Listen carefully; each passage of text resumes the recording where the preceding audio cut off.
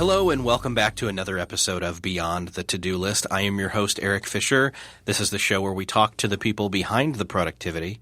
This week I'm speaking with Jocelyn Glei. She is the editor-in-chief of 99u.com and the executive producer of the 99u conference, as well as the editor of the new book, Manage Your Day Today.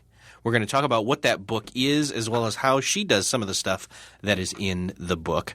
It is a brand new book. I love it. I got it on Kindle, and I highly suggest everybody get it. Anyway, let's get into the interview.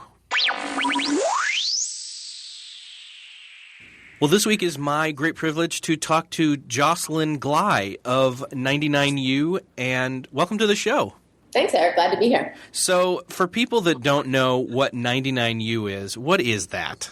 99u is essentially, kind of the think tank of Behance, where we try to provide what we call the missing curriculum on making ideas happen. So it's really all that stuff that you don't learn in school about idea execution. The name 99u actually comes from the Thomas Edison quotation, genius is 1% inspiration and 99% perspiration. So we really try to focus on that 99% perspiration. We figure that creatives already have enough ideas, and what we really struggle with is executing them. So, everything that we do at 99u, the website, the conference, and now this book series that we just launched is really about kind of sharing pragmatic insights and tips with people on how they can make their ideas happen.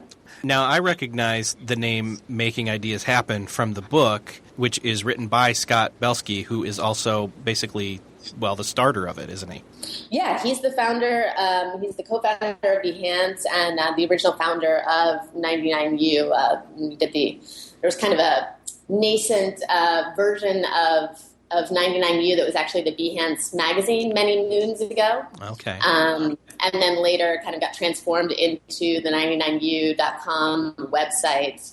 We launched that first conference, 99u conference, back in 2009. Okay. And for some people that don't know, Behance is also, it's owned by Adobe. It's an Adobe product, right? Yes, we were acquired by Adobe at the end of last year. Okay. So they didn't actually create it, but you were acquired by it. What is Behance? Behance is essentially, it's a network at Behance.com, which now hosts the creative portfolios of millions of creatives around the world. We sometimes refer to it as the LinkedIn of the creative world as a sort of shorthand. Yeah. But it's really, a place for creatives to come and showcase their portfolios in a very visual fashion and to have their work get discovered. We really feel like it's great to have your own personal website, but unless someone kind of already knows who you are, they're not really going to end up on your personal website. So by creating Behance, which is this platform that is aggregating the creative work of everyone around the world, we get, your work is going to get infinitely more exposure just by being part of this Behance ecosystem. And it also, the kind of flip side of that is it creates this amazing stream of, kind of inspiration and motivation for creatives by seeing all of the work that everyone else is doing around the world as they upload it to Behance on a daily basis. Yeah. I knew of Behance, but I hadn't actually ever looked at it. And I got to say, when I was just going through there, I'd been there a couple times, but this time when I actually was sitting there looking through the stuff, you have got so many people on here that are doing just such awesome work. It kind of blows my mind. It's really incredible. And one of the things, I think the motivating principles behind Behance has always been about really making it for creative professionals, really kind of setting the bar high for the way that we encourage people to present their work. And that kind of invites this very, kind of high level, motivated level of creative to participate on the platform. And, the community has really grown over, I guess about the past 6-7 years now. And there's just really an amazing, just constant stream of incredible work from around the world. If you sign up for an account, I don't know if you have, but then you basically have an activity feed. So as, you can follow different creatives, and as that's happening, every time they appreciate a project or follow someone new, it just appears in your activity stream. And so you have this constant, almost diet of creative work coming up on your screen. It's really quite remarkable. And then when you say the word creative or creative people, you're really, though not trying to limit it, you're really kind of drilling down just into more the graphical experience, correct?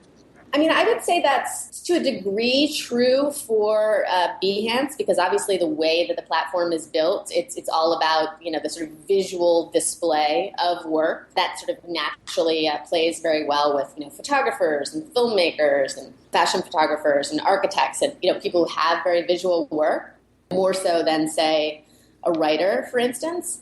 But I think that as Behance gains more exposure as a platform and people become more aware of it, there's something that's really powerful about displaying your work in a visual way, no matter what type of work it is. Mm-hmm.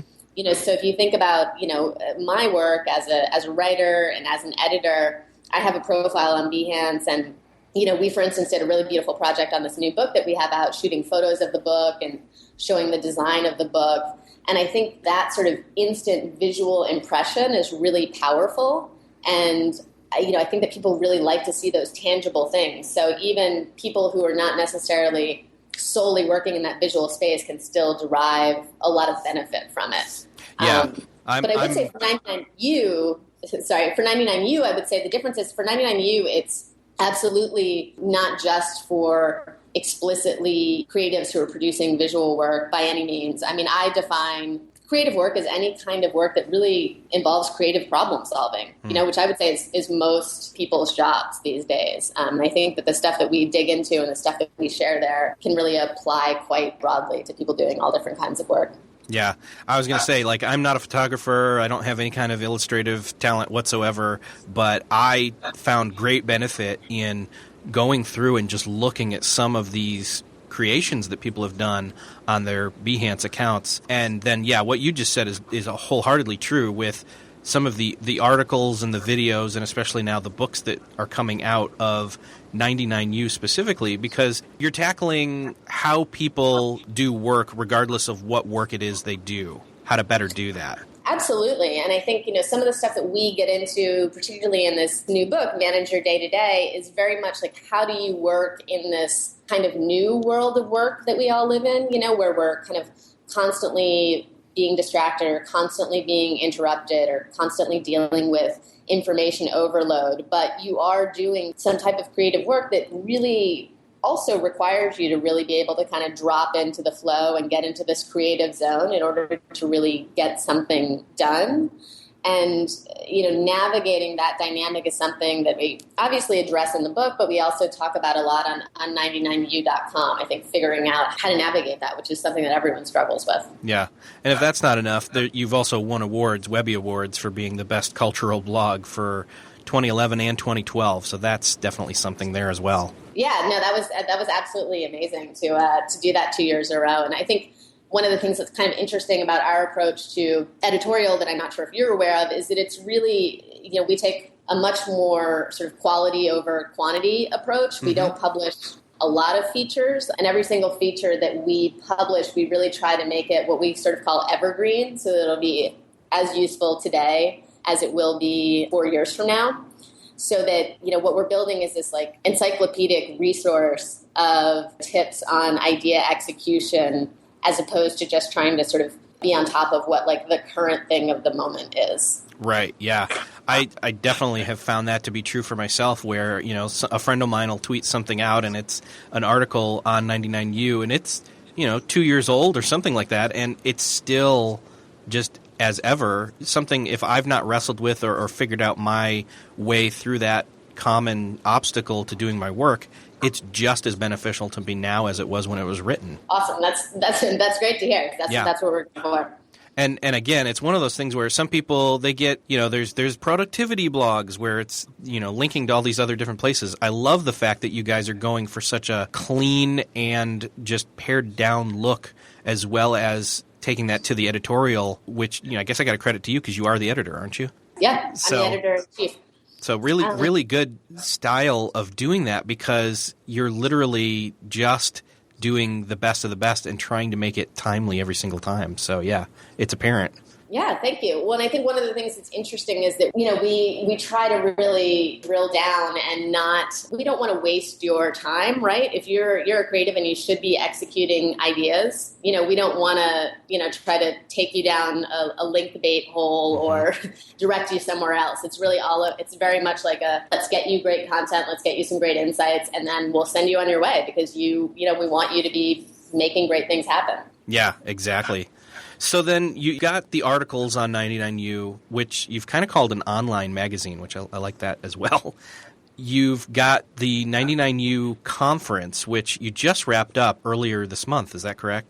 Yeah, we just did the 5th conference here in New York at Lincoln Center on May 2nd and 3rd. And it was a huge year for us because we were moving to a new venue, and we went from about 400 people last year to a sold-out conference with about 1,000 people this year. So that was a big jump, but it went incredibly well, and it was really interesting. We got some amazing feedback. Whenever you make that kind of jump as a business, or an event, you scale in size, you always kind of wonder, you worry about like diluting it, and we did kind of everything we could to make the experience even tighter and even better for people. And we got feedback from a lot of people who have come, year over year, and they still felt like this conference, even at the larger size, was the best one that they had ever been to. So that was kind of, as much as we could hope for, I think. Yeah, that's great. I definitely hope to attend some point in the future. Oh, you absolutely should. Next year will be, I'm sure, better than ever, hopefully. Yeah. Moving on, you've got the first book, which was Making Ideas Happen. The new one, which is already doing amazingly well on Amazon. It's like the 3rd best-selling book on Amazon currently as of the time of this recording, called Manage Your Day Today.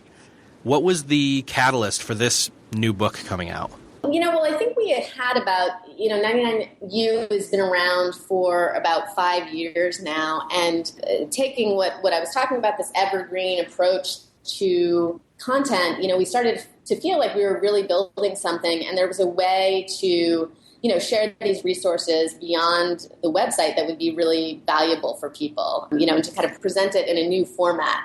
So really this book is the first in a 3-book series that we're doing now that's really kind of trying to tackle really some of the big questions about executing on your ideas and building a creative career. So Manage Your Day Today is the first installment, and it's really about kind of going back to what I was talking about earlier, dealing with this sort of 21st century landscape of what we're all really dealing with, sort of reactionary workflow. We've got all these incoming requests or calls or texts or emails or coworker interruptions, and we're trying to deal with all that stuff and then still produce amazing creative work. And Manage Your Day Today is really about, well, how do I do that? How do I kind of take this new work landscape and all of these technological distractions that I'm facing and build a new creative routine or creative practice for myself that's going to work and be really productive.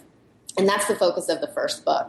We didn't want to provide a single perspective on that, because I think one of the things that I've found from interviewing creatives for so many years now, and of course being one myself, is that, a lot of times we don't really like these sort of top-down rules systems that a lot of productivity books prescribe. It'll sort of be like one person being like, here's the thing that works for me, But we all have our own idiosyncratic methods and tics and quirks or weird clients that we work with. So sometimes those methods don't work as well.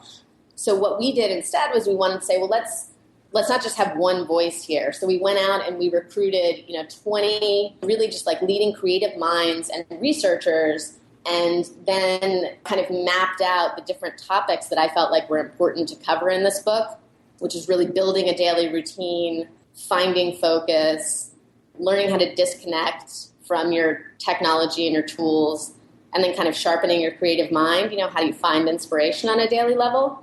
And then we asked these people to contribute on these different topics. And so we have this collection of really 20 incredible interviews and essays of these, amazing folks, whether it's Tony Schwartz or Dan Ariely or Seth Godin, talking about what they found works for them from years and years of experience. Yeah, I got the book earlier this week. My Kindle copy suddenly downloaded, and I said, woohoo, and I quickly made time to sit and read, and it's exactly that. In a lot of ways, people that listen, you've done what is a really good, again, way to break it down is to have all these different perspectives on how to do those 4 core practices. And that's kind of what I've done with this podcast is I have all these different interviews with different people from all these different angles looking at those different topics. And so that's why when I saw the book that it was going to come out, I thought, oh, gosh, I really want to get more information and really get this out there. And obviously it's doing really well even before people are hearing this episode. So that's great. Yeah, I couldn't help but pull some of the different lessons out for myself and really highlight them and think, okay, this is one where it's going to take me not just reading it this time, but it's going to take me coming back around and really what initially grabbed me about it. And then 2, how do I kind of adapt that to make my workflow work better for me when I'm doing my creative work? So it's already been helpful, which is great. That's fantastic. Yeah, and I think what you said there is really interesting. How do I take this and adapt it for myself? And, one thing that's kind of run behind all of the, I guess, philosophy of 99U in both my work and, I think some of Scott's writing and Making Ideas Happen as well is that, when you're thinking about it works the best if you create yourself. So I think, that part of that kind of sparked this approach of taking all of these different perspectives. And then we kind of leave it in, your hands, you, the reader, or you, Eric Fisher in this case, to say, okay, well, what are the things that really pertain to me? And then you can kind of apply them to how you do your work in a way that makes sense for you and in a way that's really going to be integrated as opposed to trying to take some sort of top-down system, that's not really going to adapt to your specific workflow. Yeah, definitely. So then I have to ask, and I'm hoping it really works out well, is that the idea behind an organization like, well, I guess 3 tiers down, it's Adobe, Behance, and then 99U. You're working with creatives, but you are also creatives yourselves. What have been some of the struggles with these issues, maybe these things that you're addressing in the book, played out in your organization itself? Yeah, well, I think, one of the things that's so amazing about working at Behance and heading up 99U is that, we get to work on these problems and these things that we care about every day, which is really kind of empowering creative careers and kind of figuring out how to work better and how to work smarter. We have some of the same struggles that everyone has. And so this book was a great learning experience for me too, in terms of editing it. If you think about things like I'm sitting here in a small conference room in our office, but we, like most people these days, work in a large open plan office. So we have that sort of same susceptibility to interruption and noise levels, that I think so many people, are dealing with these days. We kind of have this enhanced, possibility of collaboration, which is amazing, but also sometimes when you really want to focus and get things done, it's a problem. So one thing that, for instance, for a specific example, we've all kind of switched over to like a laptop and just monitor approach so that we can be mobile. So if you need to go do something quiet, we have lots of little side rooms and quiet rooms where you can kind of basically like take your desk into another room and step away if you don't want to be, available for interruption. And, I think there's any number of, there could be infinite examples like that. So I think we have the same struggles that everyone has. And that guided a lot of my thinking behind this book and thinking about what we wanted to cover in the first place. How about for you personally? I know that, because you have your own unique perspective as well. Who was the person that their thing just popped out and you thought, oh gosh, I need to make that change in my life that came from the book? Well, one of the ones that I thought was so interesting, and of course it's, they're sort of difficult for me to play favorites. One of the things that I find so interesting in changing my workflow, it's really useful for me to understand the psychology or sort of even the brain chemistry behind why we do certain things that we do, because I feel like when you really get to the root of that, it becomes easier to understand why you should make the change and then make the change. So the interview that I did with Dan Ariely, where he talks about, very well-known behavioral economist, and he talks about the sort of psychology behind why we're so addicted to checking our email and checking Twitter and checking Facebook. I don't know if you recall this part, but he sort of goes into basically why we like doing that so much is that it makes us feel like we're making progress. Mm-hmm. There's a researcher at Harvard, Teresa Amabile, who actually is contributing to the second book in the series. And she has a book called The Progress Principle, where she had about 300 creatives keep a journal for many, many, many months and kind of tracked what they found to be most motivating. And it turned out at the end of the day, what creatives find to be the most motivating thing is progress. They want to see progress. So that kind of came back full circle when I was talking to Dan Ariely. And, he was talking about this sense of progress that we get from email or we get from checking Twitter, because it's like you're ticking off a box. Okay, I responded to that email or I responded to that tweet. But in the grand scheme of your larger creative objectives, you were probably not accomplishing something that important, right? Like, on my end, maybe I should be working on the outline of the third book or, something else that requires me to shut off my email and really focus. But he sort of talks about how we weigh those little incremental steps of progress against something like, say, drafting an essay, which could take you, who knows, somewhere between 2 hours and 10 hours. But as you sit there thinking about that essay, right, maybe you're drafting it up and you're working on it for that first 2 hours, and maybe you write a draft and then you just completely throw it away. And so it feels like those first 2 hours were a complete waste, and then you're redrafting. And so you have this kind of ongoing process where these big creative projects, it may be something that takes 10 hours of work, or 30 hours of work, or 50 hours of work, but maybe you have to put in 10 hours before you even feel like you've made any progress. And those 10 hours had to be put in, but somehow it still feels almost like they were wasted. Like, why didn't I arrive at that aha moment earlier? Well, what took me so long? And with email, you have that instant gratification. And so to me, like, kind of understanding that psychology behind, like, how much we crave progress and how difficult it is to understand on long-term creative projects was really interesting. And, the kind of takeaway from that, from Dan's point of view was, well, we have to figure out how to make better progress markers for these long-term projects, so that you can literally, like, see that you have made progress, or that 10 hours, that first 10 hours you put in kind of wasn't for naught. And we're talking about different ways that you could tangibly do that, which I thought was really interesting. That's great. One question, since you are talking about managing your day-to-day, and I ask this of every guest, is, in an ideal world, how do you start your day? In an ideal world, I start my day with my most important creative work. I think it's very common. I'm a writer, and it's very common for writers to be morning people. And so for me, I have to, I can't check my email in the morning. In an ideal world, I get up and, I would write or do whatever my other big creative project was for the first 2 or 3 hours of the day, and only then start to look at things like email and other tasks, so that you kind of head into the day knowing that you've made some big headway on a serious project. But of course, that's an ideal world, which can be difficult sometimes. Right. But that's what the book's for, is to help us to all move towards more of our ideal world and our ideal creative situation. So, yeah, absolutely. And it was funny.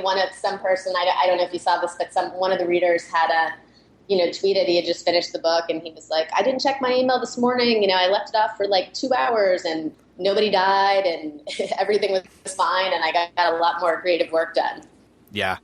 Well, I want everybody to go out and get the book, so I am going to go ahead and put the link to the book in the show notes for this episode. And it's been great to talk with you, Jocelyn. I'm just really glad that you guys are doing the work you're doing. It helps all of us. Oh, thank you so much, Eric. It's totally my pleasure. And it's fun to talk about this stuff, because I think it's things that we all struggle with, and we're all trying to do a better job. Yeah. Well, thanks again. All right. Take care. Well, that about wraps it up for another episode of Beyond the To-Do List. Thanks again to Jocelyn for stopping by and speaking to me about her work at 99U and what they're all about, as well as especially the new book, Managing Your Day-to-Day. Again, if you want to stop doing busy work and start doing your best work, as I have read in this book, it is a great way to get a handle on some of those things regarding distractions or focus or just honing and sharpening your creative mind. You can find the link to go buy that in the show notes at beyondthetodolist.com. beyondthetodolist.com/35. And again, if this is your first episode, go ahead and go to beyondthetodolist.com/iTunes to subscribe, or go there if you've found benefit from this episode and you'd like to leave us some feedback. You can leave it there as well. Thanks again, and we'll see you next episode.